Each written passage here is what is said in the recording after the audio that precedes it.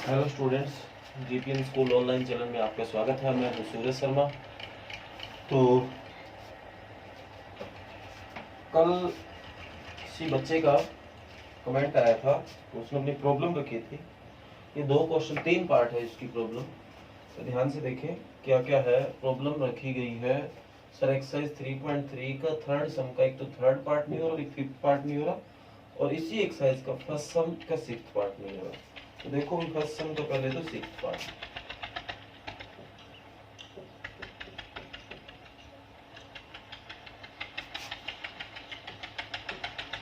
3x/2 5y/3 = सबसे पहले बेटा इसको पहले सोल्व कर लो आप। तो 2 और 3 में एलसीएम आ गया 6, इसको इससे डिवाइड किया 3 3 2 जा 9, फिर इसको इससे डिवाइड किया 2 5 2 जा 10, आगे -2 आ गया, ये जाके इसको मल्टीप्लाई -9x 10y और माइनस का 12। ये इक्वेशन नंबर फर्स्ट आ गई आपकी। इसके बाद सेकंड इक्वेशन है x/3 y/2 = 13/6। तो इसका आप एलसीएम लोगे, इसका भी 6 आएगा, तो इसको डिवाइड किया 2 तो 2x प्लस 3y = 13/6। तो ये 6 इधर के मल्टी में जाएगा, 6 से 6 कट हो गया, 2x plus 3y = 13, equation number second. तो सब्स्टिट्यूशन मेथड प्रयोग करना है, तो ध्यान से देखें। अपन लेट करते हैं, लेट इक्वेशन फर्स्ट। तो 9x माइनस 10y माइनस 12, तो माइनस का 10y इधर आके y प्लस का 10y और 9 जाके इसके डिवाइड में, ये इक्वेशन नंबर 3 हो जाती थी। इसके बाद क्या होता था, द वैल्यू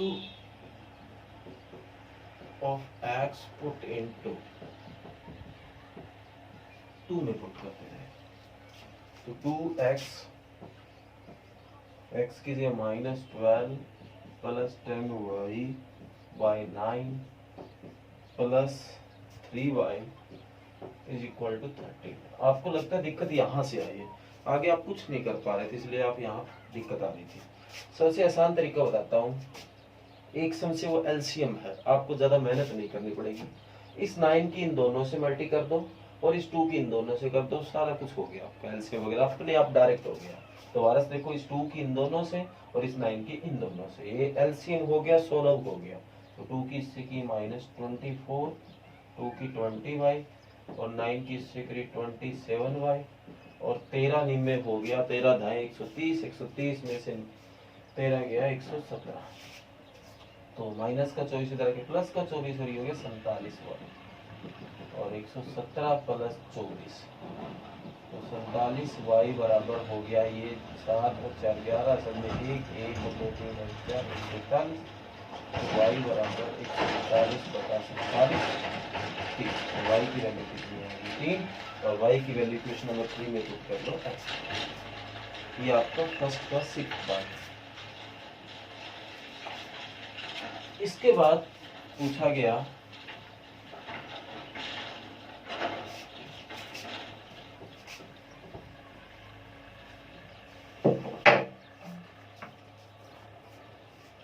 चलिए थर्ड सम का थर्ड पार्ट, ये कोच और क्रिकेट टीम वाला। ये ध्यान से देखो क्या पूछा गया है। कहता है the coach of a cricket team buy 7 bat and 6 ball for ₹3800। ये भी बेटा इसके जैसा ही है, आपको जो दिक्कत आ रही थी आई थिंक सेम आ रही थी, फिर भी चलो देख लो, पूछा ही आपने। तो let the price of bat x, let the price of one bat, bats या bat, इस तरह let the price of one ball is what, इसी तरह जो 7 bats and 6 ball purchase ₹1300। ठीक है, तो ये इक्वेशन बन गई 7x plus 6y = 3800, equation number first. इसके बाद बोला 3 bat and 5 ball, 3 bats and 5 balls purchase की 1750 रुपीज। वो इक्वेशन बन गई 3x plus 5y is equal to 1750, equation number second. आगे भी वही तरीका जो अभी पीछे लगाया था, शायद प्रॉब्लम आपकी वही है। लेट इक्वेशन फर्स्ट, तो 7x plus 6y is equal to 3800, plus का 6y इधर आके माइनस का 6y, और ये 7 जाके डिवाइड में। Equation number 3, the value of x put in 2, x की वैल्यू 2 में पुट करनी है। तो आगे देखो 2 ये रही भाई आपकी 3x की से 3800 माइनस 6y डिवाइड बाई 7 और plus 5y is equal to 1750। मेरे को पता है वही प्रॉब्लम है आपकी, तो ये कट नहीं और आगे क्या करें, वही 7 की इन दोनों से मल्टी 3 की इन दोनों से। तो देखो 3 की इससे करेंगे 00 तो सीधी आ गई, और 3 8 24, असल में 2 3 3 9 तो 11,400 माइनस 18y सॉरी प्लस 7 की इससे करेंगे 35y बराबर इससे किया 0 तो सीधा ही आ गया। 7 5 जा 35, कैरी ऑन 3, 7 7 जा 49 और 3 52, कैरी ऑन 5, 7 1 जा 7 और 5 12,250। तो ये प्लस का इधर आके माइनस का 35y में से 18y गया 17y, और ये आपका आ गया माइनस का 11,400।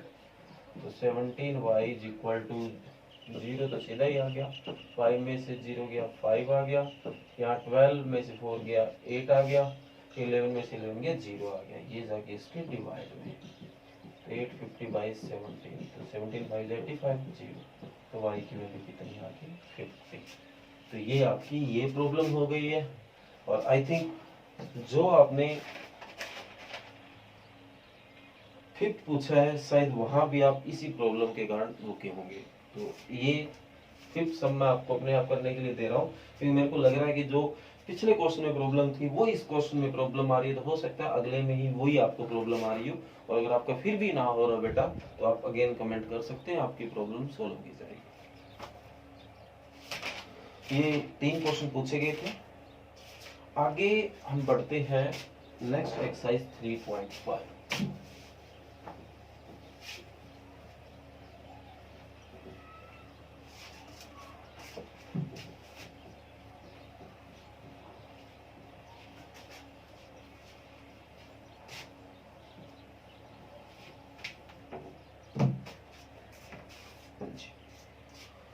इसमें कहता है which of the following pair of linear equation has a unique solution, no solution, infinitely many solution. In the case of is a unique solution, find it by using cross multiply method.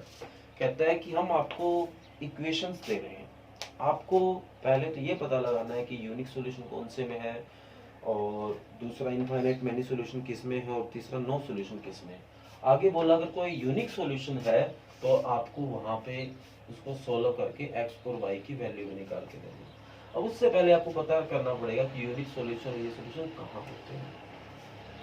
तो पीछे भी आपने ये चीजें निकाली थी। a1 by ये exercise 3.5 का फर्स्ट सम स्टार्ट कर दिया आपने, a1 by a2, b1 by b2, c1 by c2। एक केस में तीनों इक्वल आते थे, एक केस में तीनों ही इक्वल नहीं होते थे, और एक केस ऐसा होता था इसमें 2 इक्वल होते हैं, तीसरा नहीं। याद आया? इस केस में आप बोलेंगे इनफाइनाइट मैनी सॉल्यूशन। इस केस में बोलेंगे यूनिक सॉल्यूशन, और इस केस में बोलेंगे नो सॉल्यूशन। 1 मार्क्स में भी कई बार पूछ लिया जाता है कि एक इक्वेशन दी होती है, जैसे कि for example x plus 3y plus 5 is equal to 0 and 2x plus 6y plus 12 बराबर 0। ये इक्वेशन देके पूछ लेता है कि बताओ इनमें से ऑप्शन टाइप क्वेश्चन होता है, ये इनफाइनाइट है, यूनिक है, या नो सॉल्यूशन है। तो आपको चेक करना है a1/a2 is 1/2, b1/b2 is also 1/2 and c1/c2 is 5/12। तो ध्यान से देखो तो दो इक्वल आ रहे हैं, तीसरा इक्वल नहीं है, तो आप कह दो कि नो सॉल्यूशन है इसमें।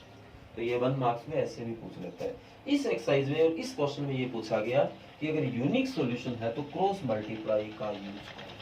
तो अगर इसके अलावा कोई आ जाता है, मान लो आपने इस तरह ये इक्वेशन आ गई और पूछ लिया गया कि मान लो ये पहला इक्वेशन है, फर्स्ट पार्ट है, और कह दिया गया कि ये मैं आपको दो इक्वेशन दे रहा हूँ, जैसे कि क्वेश्चन है अगर यूनिक सॉल्यूशन है तो ही आगे करना।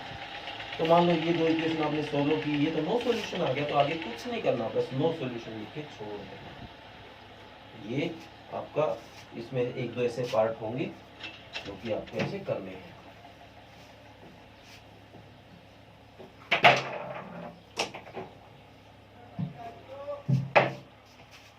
आगे देखो,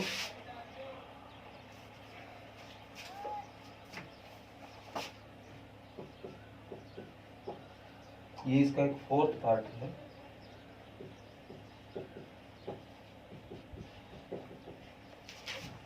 पहले तो आपको चेक करना पड़ेगा कि यूनिक सॉल्यूशन है या नहीं, यूनिक हो तो ही आगे करना है, अदरवाइज नहीं करना। ये फोर्थ पार्ट है बस उसका। तो a1 बाई जो a2 है वो आ गया 1/3, b1 बाई जो b2 है वो आ गया -3 बाई -3 माइनस -1, और c1 बाई जो c2 है वो -7/15 माइनस से माइनस कट 7/15। तो यहाँ पे आप देखो a1/a2 इक्वल नहीं है b1/b2, और वो भी इक्वल नहीं है c1/c2। तो ये तो यूनिक सॉल्यूशन आ गया भाई, यूनिक सॉल्यूशन। तो इसको क्रॉस मल्टीप्लाई मेथड से आगे करना है, यूजिंग क्रॉस मल्टीप्लाई मेथड। ध्यान से देखो ये क्रॉस मल्टीप्लाई मेथड क्या है। एक तरीका बताता है इसको करने का, बी सी ए बी, ये लिख लो, लिखा थोड़ा कम गैप में लिख लो, बी सी ए बी।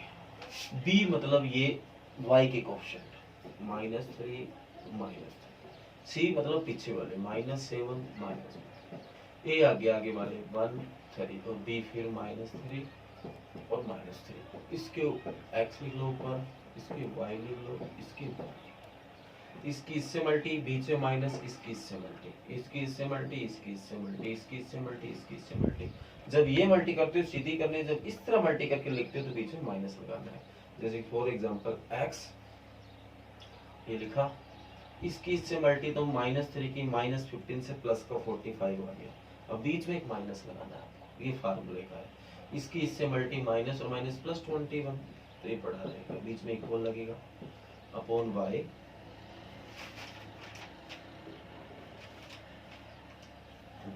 ठीक है।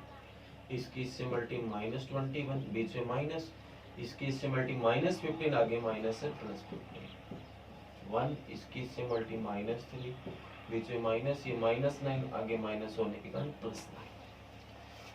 तो ये आ गया आपका x अपॉन 45 में से 21 या 24 is equal to y upon -21 plus 15 minus का 6 और 1 अपॉन 9 में से 3 या 6, ये आपका आ गया। तो अब पहले इसको इक्वल रख लो, कंपेयर कर लो फर्स्ट एंड थर्ड। ये इक्वेशन नहीं है, वैसे ही पहला और तीसरा कह दिया। तो x/24 is equal to 1/6, cross multi 6x is equal to 24, तो x 24/6, तो 24 को 6 से डिवाइड किया 4। इसी तरह अब कंपेयर कर लो सेकंड एंड थर्ड को, ऐसे साइन भी लगा दिया करो। तो y/-6 और 1/6 क्रॉस मल्टी किया, 6y इज इक्वल टू -6, 6 से 6 कट हो गया, तो y इज इक्वल टू -4। तो ये आपका फर्स्ट का फोर्थ पार्ट है। पहले क्वेश्चन के 4 पार्ट है, चारों के चारों आपको अपने आप करने हैं। ये पहला क्वेश्चन है। इस एक्सरसाइज का स्क्रीनशॉट लेना भूल गए थे हम, ये आप स्क्रीनशॉट ले लो, जब एक्सरसाइज करने बैठोगे तब ये काम आएगी।